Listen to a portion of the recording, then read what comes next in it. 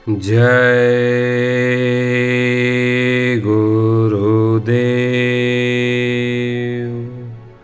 एक बार परम पूज्य स्वामी जी महाराज ने सत्संग सुनाते हुए कहा, ईमानदारी और मेहनत से काम करोगे तो भगवान की दया, खुदा की दुआ मिलेगी, बरकत मिलेगी। ईमानदारी नहीं तो वह बरकत ले लेगा। जीवात्मा आवाज को पकड़कर यहाँ आई थी। सतपुरुष ने कहा था कि शब्द को पकड़े रहना, छोड़ना नहीं, एकदम पकड़ के रखना, छोड़ना मत।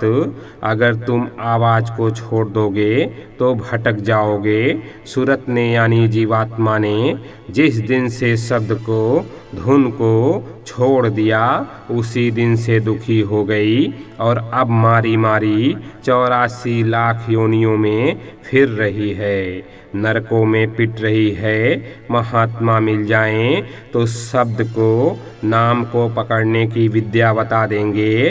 भजन करोगे तो नाम की डोरी मिल जाएगी।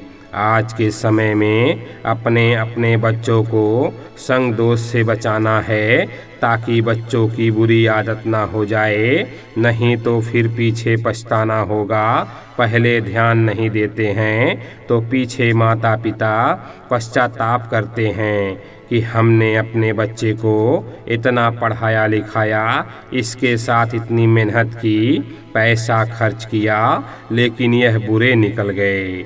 बच्चों के साथ साथ अपने को भी बचाना है। आजकल के खान पान से, आजकल की हवा से, आजकल के वातावरण से आप सब ऐसे ही विचार शून्य हो गए। किसी को कुछ समझ में नहीं आ रहा है। सब लोग बर्बादी की तरफ बढ़ रहे हैं। महात्माओं ने छोटी छोटी समाजें बनाई थी। सब लोग अपनी अपनी समाजों में रहेंगे, अपने अपने काम करेंगे, एक दूसरे की सेवा करेंगे और अपनी अपनी समाजों में सुधरे रहेंगे। आज उनके बनाए नियम टूट गए, समाजें टूट गई, संघर्ष बढ़ गया, जीवन घोर दुखी हो गया। सारी व्यवस्थाएं, रीति नीति सब कुछ छूट गया। महात्माओं ने जो नियम, जो रीति नीति, जो चीज़ें बना कर रखी थी, वह बहुत सूझबूझ के साथ सबके फायदे के लिए बनी थी। छोटे छोटे नियम थे, पर आपने सब तोड़ दिया। जिस नियम से शरीर निरोगी रहता है, वह आपने तोड़ दिया। जिस नियम से परिवार समाज आपस में एक दूसरे से बंधे रहते थे, उसे आपने तोड़ दिया। तो भूल चूक तो आपने की, इसलिए आप दुखी हो। अब आप सुख चाहते हो, आराम चाहते हो, तो कैसे मिलेगा? आप डॉक्टर के पास जाओगे कि दवा दे दीजिए, तो ऐसी दवा देगा कि उसका असर उल्टा होगा। एक संयम को तोड़ने से तमाम बीमारियां आ गईं। महात्माओं के बताए नियम तोड़ने से सब कुछ अस्त व्यस्त हो गया। जब लोक की ही समझ में नहीं रहा, तो परलोक और परमार्थ की समझ तो दूर है।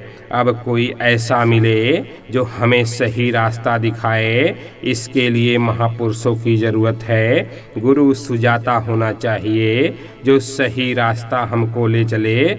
इसलिए महात्माओं ने साफ कहा है कि बिन सत्संग न हरि कथा, तेहि बिन मोह न भाग।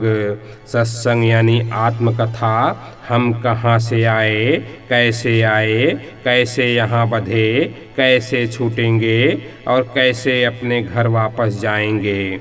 जब तक ऐसा सत्संग नहीं मिलेगा, हमारा मोह भ्रम नहीं छूटेगा।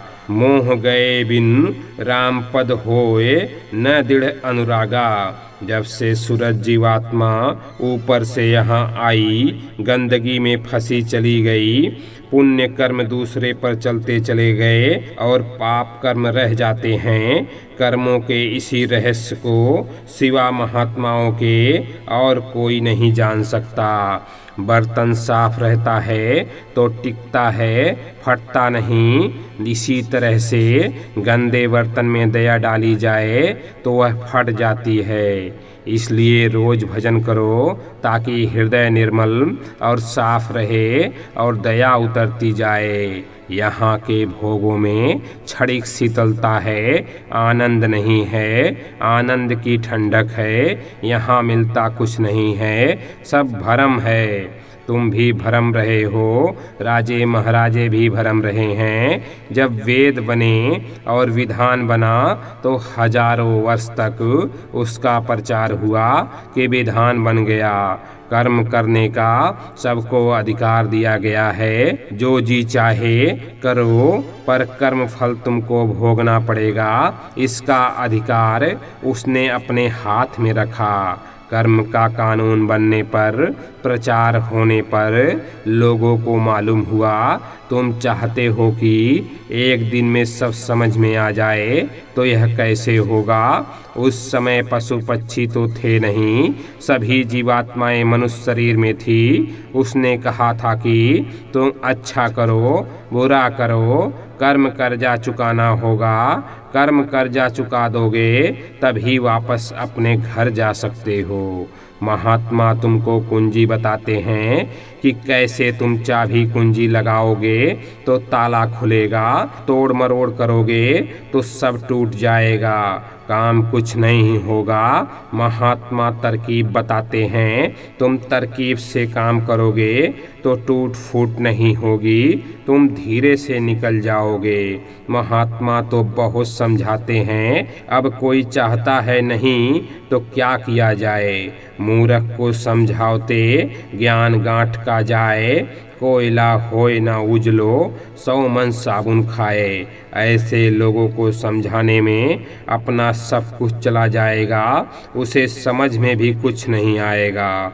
नकल मत करो, नकल करने में धोखा है। सत्संग सुनो, अब यह ऐसा समय आया है कि सब चाहते हैं सत्संग, सबको मिलेगा। मैंने सब तरह की जानकारी कर ली, क्योंकि उन लोगों ने भी सब तरह से सब कुछ करके देख लिया, कुछ मिला नहीं, कामना पूरी नहीं हुई। सबको प्यास लगी है, अब सबको बताने की ज़रूरत है कि चलो वहाँ कुआं है जहाँ तुम्हारी प्यास बुझेगी। गुरु नाम भेदी है, शब्द भेदी है, बिना गुरु के पाए हुए कोई भी अपनी जीवात्मा को पार नहीं कर सकता। अभी तो किसी को यह मालूम नहीं कि यह जीवात्मा कहाँ से आई, कहाँ जाएगी, कैसे जाएगी। तुम्हारे पास मौका है, अपने लिए कुछ कर लो। तुम अपने साथ बेईमानी करते हो, मालिक दया कर रहा है, उसे आने दो। दया मांगनी है तो दीनता से मांगो। ये भारत देश है, यहाँ के लोग सेवा करना जानते हैं। दरवाजे पर कोई आ जाए तो उसकी सेवा करना अपना धर्म समझते हैं। काफिला कारवा में हमने बहुत मेहनत की, 60-62 कार्यक्रम किए। अब आप सोचो, 3 घंटे पौने 3 घंटे सुबह बोलना, इतना ही शाम को बोलना पड़ता था। फिर सफ़र करना, 2-2.5 घंटे सफ़र में 4 बजे उठ जाना रात में, तो कितनी मेहनत करनी पड़ी। रोज़ रोज़ सबको दर्शन मिलता था, सत्संग मिलता था, यही असली परमार्थ है। ऐसा समझो कि मालिक की बहुत बड़ी दया हो रही है। काल तुम्हारे ही कर्मों से तुमको बहका देता है, और जब बहका दिया तो तुम्हारा मन मोटा हो जाता है, बुद्धि मोटी हो जाती है। मनुष्य को मालिक ने अपनी शक्ल पर बनाया है, हमारी आत्मा को उस मालिक का जो निजी अनुभव है वही हमारा असली धर्म है। जय गुरुदेव।